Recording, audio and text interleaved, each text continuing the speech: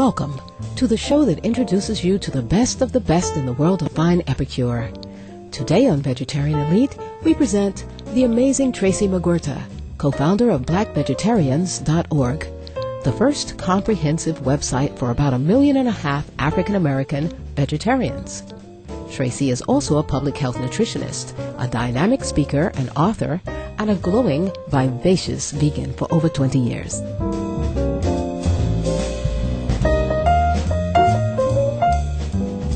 I honestly never thought that I would be a vegetarian, a vegan, a healthy eater, none of that. I never thought that I would be a public health nutritionist. Our Black Student Union at Amherst brought Dick Gregory to campus to talk about the state of Black America. And instead, he flipped the script on us and he decided to talk about the plate of Black America. So he talked about how unhealthfully most Black folks eat. He spent the next 2.5 hours graphically tracing the path of a hamburger from a cow on a factory farm to a slaughterhouse to a fast food place to a clogged artery to a heart attack. And that was the first time I had ever heard anything like that in my life, linking diet to disease. That was the catalyst that started me researching to become a vegetarian.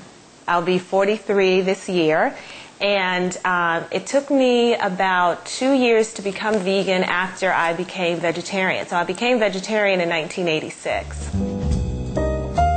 Multifaceted Tracy went on to achieve her master's degree in public health nutrition from New York University. With her vegan-inspired physical energy and mental clarity, Tracy was the perfect person to be a public policy advocate. In 1999, the Physicians Committee for Responsible Medicine filed and won a lawsuit against the U.S. Department of Agriculture about the fact that 6 out of 10 of the members of their Dietary Guidelines Committee represented the meat and dairy industries. Tracy worked for the Physicians Committee for Responsible Medicine as a nutrition policy advisor and helped create the strategy for this breakthrough in nutritional honesty. America's largest health support organization for African American women, the Black Women's Health Imperative, has also consulted Tracy about nutrition. Now, would you talk about the federally funded vegan nutrition program that you directed in Washington, D.C.? That is called the Eat Smart program. And as you said, it was the first federally funded vegan nutrition program in the country. Marlene Vassell, who was then vice president of the Vegetarian Society of D.C., came up with the idea. They hired me to develop the program and to direct it, to actually teach the classes. So it was very exciting because it was a free class and we could teach it anywhere in the city, targeting low-income DC residents, to teach them how and why to eat plant-based food. So it was 9 weeks or 12 weeks long, once a week. Every other class, we had a local chef come in and prepare a delicious vegan dish. And then we also had an exercise component as well. So it was very popular, still going on.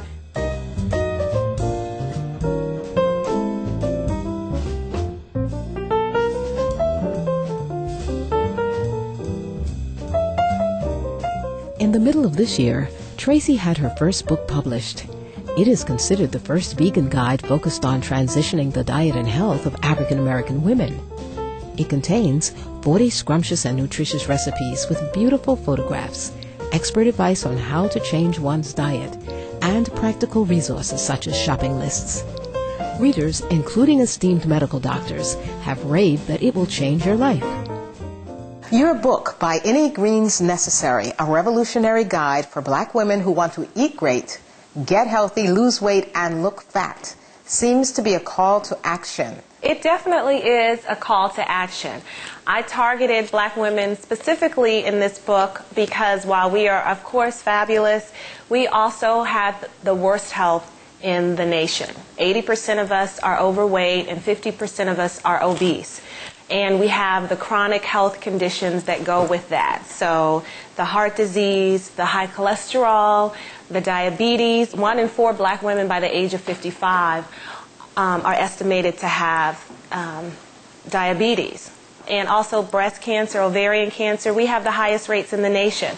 So we're in a health crisis. We need to be targeted, absolutely. Now, even though you directed your book to African American women, all women can benefit from reading your book. So now, how does the experience of reading the book connect to the rest of the family?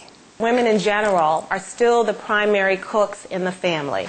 So what we eat affects what our children eat, what our partners eat, even our extended family members when we have gatherings, family gatherings, and our friends and loved ones. So we are the ones who can take back control over our family's health. You can be the one that makes the difference if you eat more plant-based foods. My mother became a vegan more than 20 years ago when she was in her 50s. Of her siblings who are surviving in their senior years, she is the only one who is healthy and free of chronic disease. So no arthritis, no overweight, no diabetes, no high blood pressure, cholesterol, no cancer. She exercises most days a week vigorously. So it's the exercise and the vegan diet, the healthy vegan diet, that changed that dynamic. And most people think that DNA trumps diet, but in fact, diet trumps your DNA.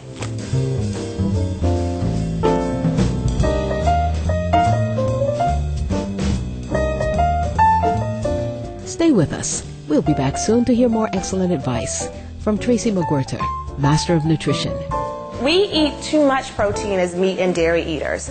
We eat 3 to 4 times the amount that we should, which means that we're getting all that saturated fat and cholesterol also. So plant-based sources really are the healthiest.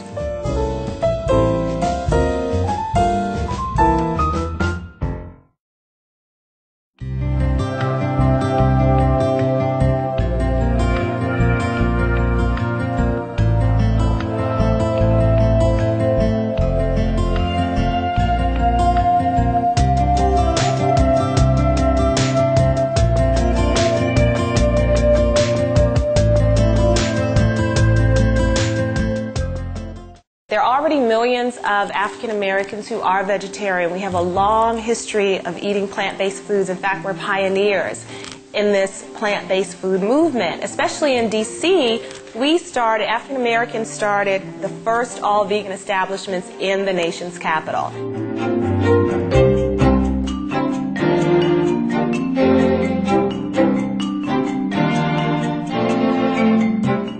Welcome back to Vegetarian Elite here on Supreme Master Television. Bodybuilding champion Kenneth Williams, music legend Prince, civil rights leader Coretta Scott King, American Idol star Ruben Studdard, Pulitzer Prize-winning author Alice Walker, music label pioneer Russell Simmons, and actors Keenan Ivory Wayans and Angela Bassett. Besides being African American, what do these following celebrities have in common? They are all champions of the plant-based diet. Inspired by this noble lineage of vegans and vegetarians, Tracy McGuirter founded blackvegetarians.org. My middle sister Maria McWhorter and I started that in 1999 for folks who were already vegetarian or seeking information about vegetarianism. And we did it because we were getting so many questions about what we eat. That people want recipes most of all. And so we have over 100 recipes on the site, and we have a why to become vegan, how to become vegan. We have resource lists, we have books, we have all types of information. So it's still like the #1 resource for African American vegetarians seeking support and inspiration. Now, what's the most asked question from those that are new to the vegan lifestyle? Those people who seriously want to change. Where do you get your protein? The meat industry has us believing that protein equals meat, meat equals protein. Well, so let me just kind of dispel that myth right away. Meat is not the best source of protein because along with the animal protein you get saturated fat and cholesterol. And saturated fat and cholesterol is what leads to heart disease, certain cancer, stroke, and diabetes, the top 4 killers in the country. The best place to get protein is from plant-based sources because they contain 0 cholesterol, very little to no saturated fat. So that means ingredients like beans and nuts and whole grains especially, even fruits and vegetables have protein in very small amounts. So it is almost impossible not to get enough protein on a healthy vegan diet.